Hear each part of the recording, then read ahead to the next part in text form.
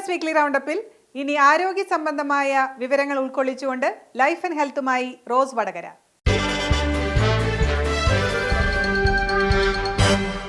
നമസ്കാരം. Life and ഹെൽത്തിലേക്ക് എല്ലാ പ്രിയ പ്രേക്ഷകർക്കും വീണ്ടും സ്വാഗതം. ഞാൻ റോസ് വടകര. വിട്ടുമാറാത്ത ചുമ അഥവാ ക്രോണിക് കഫ് എന്നത് പലരും സാധാരണയായി അനുഭവിക്കുന്ന ഒരു പ്രശ്നമാണ്.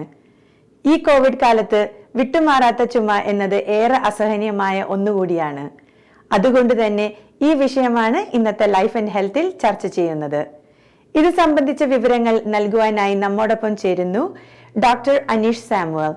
ഡോക്ടർ അനീഷ് ഒരു പൾമണറി രോഗവിദഗ്ധനാണ്. Welcome doctor Aneesh to life and health. Thank you. Doctor, chronic cough പലതരത്തിലുണ്ടാവാറുണ്ട്. ചിലപ്പോൾ ചുമയ്ക്കൊപ്പം സ്റ്റഫി നോസ് അല്ലെങ്കിൽ ചിലപ്പോൾ റണ്ണിംഗ് നോസ് ആണ് ചുമയ്ക്കൊപ്പം കാണാറുള്ളത്. ഡോക്ടർ അനീഷ്, എപ്പോഴാണ് നമ്മൾ സാധാരണ കാണുന്ന ഒരു ചുമയെ ക്രോണിക് കഫ് എന്ന് വിളിക്കുന്നത്? So chronic cough is something is a cough that lasts for more than 8 weeks. Anything below that is acute or subacute, but chronic cough is very commonly seen in നമ്മുടെ community. Cough itself, because നമ്മുടെ respiratory tractലും GI tractലും ഉള്ള receptors are getting activated.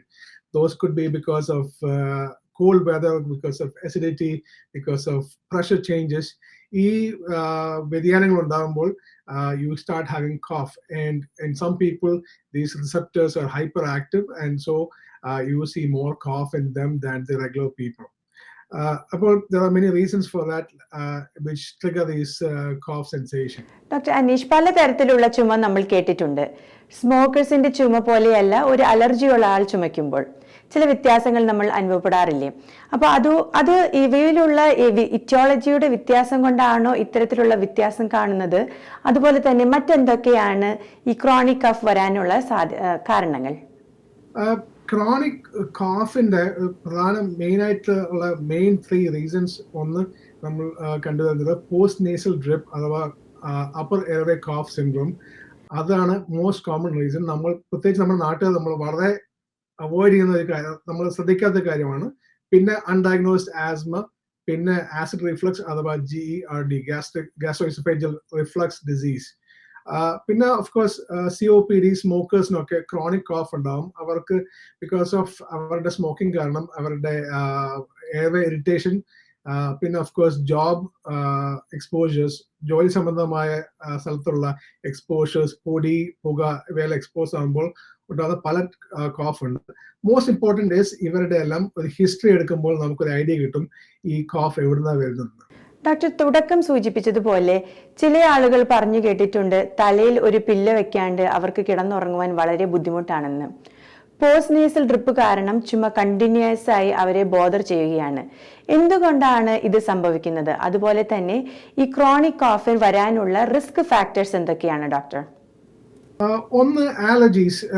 Allergy ഉള്ളവർക്ക് നമ്മൾ ചോദിക്കുന്ന കാര്യം, ഈ ചുമ ഏതെങ്കിലും ടൈം ഫ്രെയിം, ഏതെങ്കിലും വർഷത്തിന്റെ ഏതെങ്കിലും സമയത്ത് ചുമ കൂടുന്നുണ്ടോ, പിന്നെ ഏതെങ്കിലും എക്സ്പോഷർ ഉണ്ടാകുമ്പോൾ, അതായത് ജോലി സ്ഥലത്ത് പോകുമ്പോഴോ അല്ലെങ്കിൽ വീട്ടിൽ വരുമ്പോൾ പെറ്റ്സ്, ഡോഗ്സ്, ക്യാറ്റ്സ് ഉള്ളവർക്ക് അതിൻ്റെ അടുത്ത് വരുമ്പോൾ കോഫ് ഉണ്ടാകുന്നുണ്ടോ, പിന്നെ ഫാമിലി ഹിസ്റ്ററി ഓഫ് ആസ്മ ഉള്ളവർക്ക്.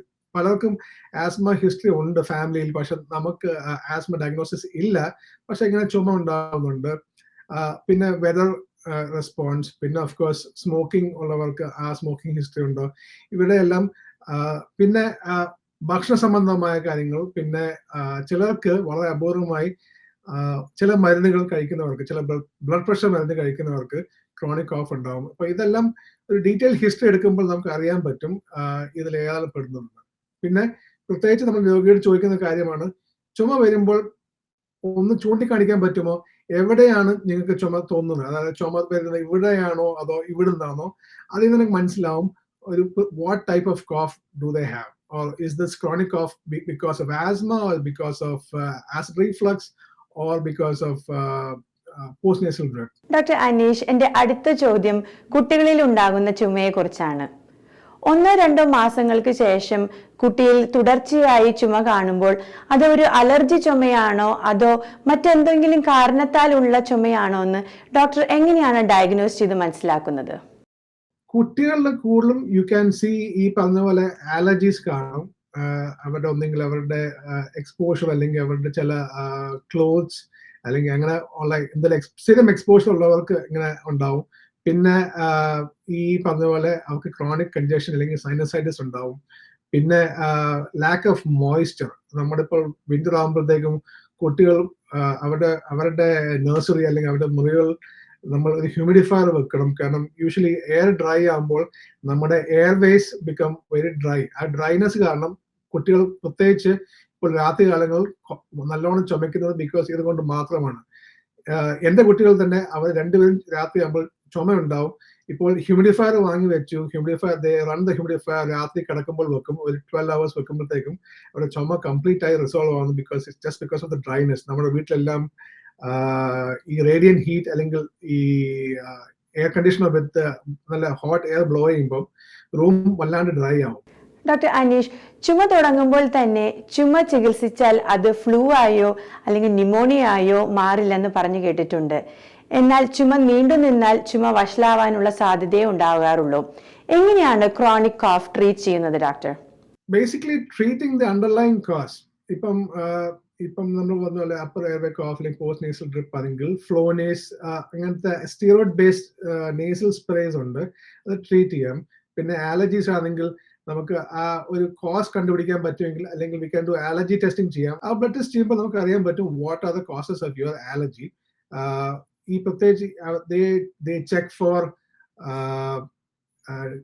dog, cat, dust mites, പിന്നെ ഈ പല ടൈപ്പ് ഉള്ള പുല്ല്, ട്രീസ്, അവരുടെ എല്ലാം ടെസ്റ്റിംഗ് പാനൽ ഉണ്ട്. It's called RAST panel. അപ്പം അത് ടെസ്റ്റ് ചെയ്തിട്ട് you can avoid the allergens. പിന്നെ ആസ്മ സജസ്റ്റീവ് ഹിസ്റ്ററി ഉള്ളവർക്ക്, അതായത് ഫാമിലി ഹിസ്റ്ററി ആസ്മ ഉള്ളവർക്ക് അല്ലെങ്കിൽ കുട്ടിക്കാലത്ത് ആസ്മ ഉണ്ടായിരുന്നു പക്ഷെ ഇപ്പോൾ ഭേദമായി, ഇവർക്കെല്ലാം നമുക്ക് റെസ്പിറേറ്ററി ടെസ്റ്റിംഗ് ചെയ്യാം. PFT അല്ലെങ്കിൽ പൾമണറി ഫംഗ്ഷൻ ടെസ്റ്റ് ചെയ്യുമ്പോൾ നമുക്ക് മനസ്സിലാക്കാൻ പറ്റും ഇവർക്ക് എന്തെങ്കിലും റിവേഴ്സിബിലിറ്റി ഉണ്ടോ എന്ന് അറിയാൻ പറ്റും. പിന്നെ ആസിഡ് റിഫ്ലക്സ് ഉള്ളവർക്ക് ഓവർ ദ കൗണ്ടർ PPI, അതായത് ആസിഡ് റിഫ്ലക്സ് ഉള്ള മരുന്ന്. പിന്നെ കഴിവതും എരിവ് കുറച്ച് കഴിക്കാൻ നോക്കുക. അറ്റ്ലീസ്റ്റ് രാത്രിയിൽ ഡിന്നർ ഷുഡ് ബി ഏർലി, കിടക്കുന്നതിന് മുമ്പല്ല, അറ്റ്ലീസ്റ്റ് ഒരു 3-4 മണിക്കൂർ മുമ്പ് കഴിക്കുക. അതായത് കാരണം നമ്മൾ കിടക്കുമ്പോൾ ഈ വയറിലുള്ള ഭക്ഷണം ഈ ആസിഡിറ്റി പാർട്ടിക്കിൾസ് മുകളിലോട്ട് കയറി വന്ന് നമുക്ക് ചുമ ഉണ്ടാവാൻ സാധ്യതയുണ്ട് കിടക്കുമ്പോൾ, ഫ്ലാറ്റായി കിടക്കുമ്പോൾ. ക്രോണിക് കഫിനെ പറ്റി നൽകിയ വിവരങ്ങൾ ഏവർക്കും ഉപകാരപ്പെട്ടു എന്ന് കരുതുന്നു. വീണ്ടും കാണാം അടുത്തയാഴ്ച മറ്റൊരു വിഷയവുമായി. Thank you doctor Aneesh for your time with us on Life and Health. US weekly റൗണ്ടപ്പിന്റെ ഈ എപ്പിസോഡ് ഇവിടെ പൂർത്തിയാകുന്നു. നിങ്ങളുടെ അഭിപ്രായങ്ങളും നിർദ്ദേശങ്ങളും asianetUSnews@gmail.com എന്ന ഇമെയിലിലൂടെയോ 732-429-9529 എന്ന വാട്സപ്പ് നമ്പറിലൂടെയോ ഏഷ്യനെറ്റ് US വീക്ക്ലി റൗണ്ടപ്പ് എന്ന ഫേസ്ബുക്ക് പേജിലൂടെയോ ദയവായി ഞങ്ങളെ അറിയിക്കുക. വീണ്ടും കാണാം അടുത്തയാഴ്ച മറ്റൊരു എപ്പിസോഡുമായി. നന്ദി, നമസ്കാരം.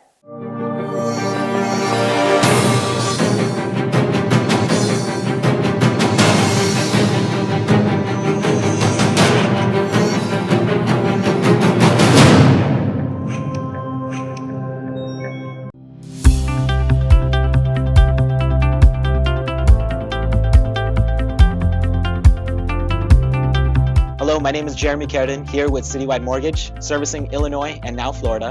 We're committed to serve our community, and we deliver what we promise. Call us today.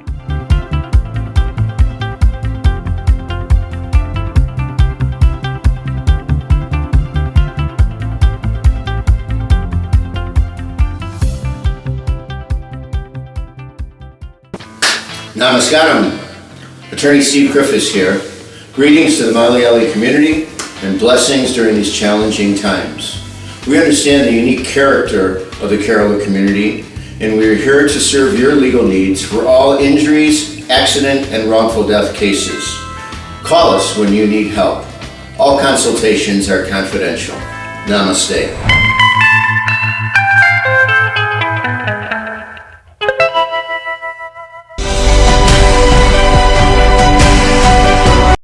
എനിക്ക് മലയാളം വായിക്കാൻ അറിയാം.